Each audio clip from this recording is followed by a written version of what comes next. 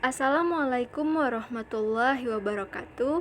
Perkenalkan, nama saya Ratu Mas Bella Febrianti dengan NIM 201210153 untuk memenuhi tugas mata kuliah Teknik Informatika dengan dosen pengampu Ibu Miftahur Rahmi MPD. Saya akan memaparkan PowerPoint yang saya buat mengenai motivasi pembelajaran abad ke-21. Tanpa berlama-lama lagi, langsung saja kita masuk kepada pembahasan pertama, yaitu tentang arti pentingnya motivasi dalam belajar.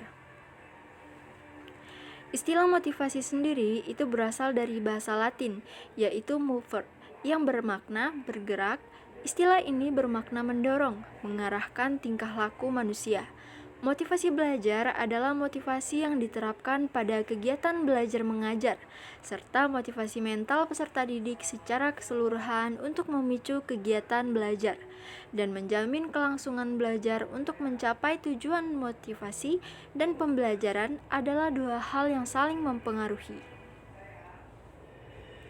Selanjutnya, pembahasan kedua yaitu tentang sumber-sumber motivasi belajar.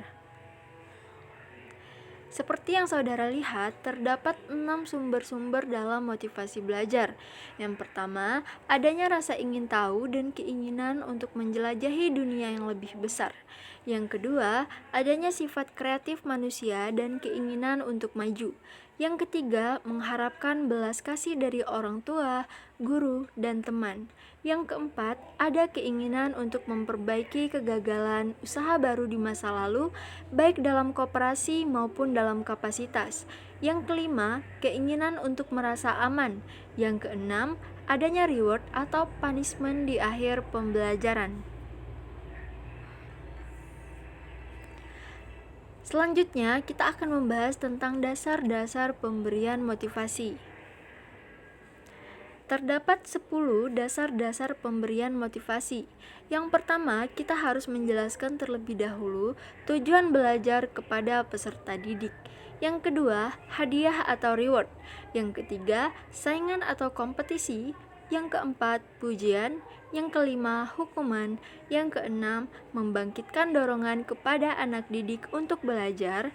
Yang ketujuh, membentuk kebiasaan belajar yang baik.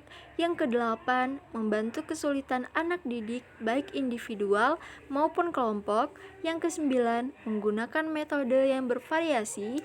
Yang terakhir, menggunakan metode yang baik sesuai dengan tujuan pembelajaran. Pembahasan berikutnya yaitu mengenai peranan motivasi dalam pembelajaran. Motivasi berperan di dalam 6 hal.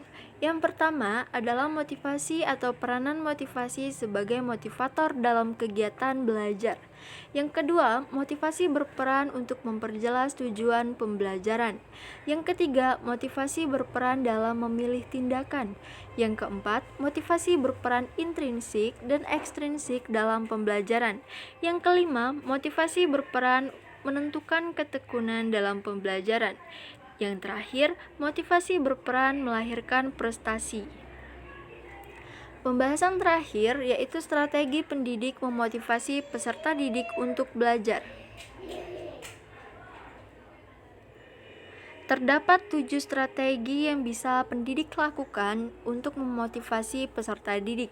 Yang pertama yaitu tawarkan hadiah dengan kata-kata seperti hebat. Yang kedua, memberikan nilai ujian untuk memotivasi peserta didik belajar dengan giat.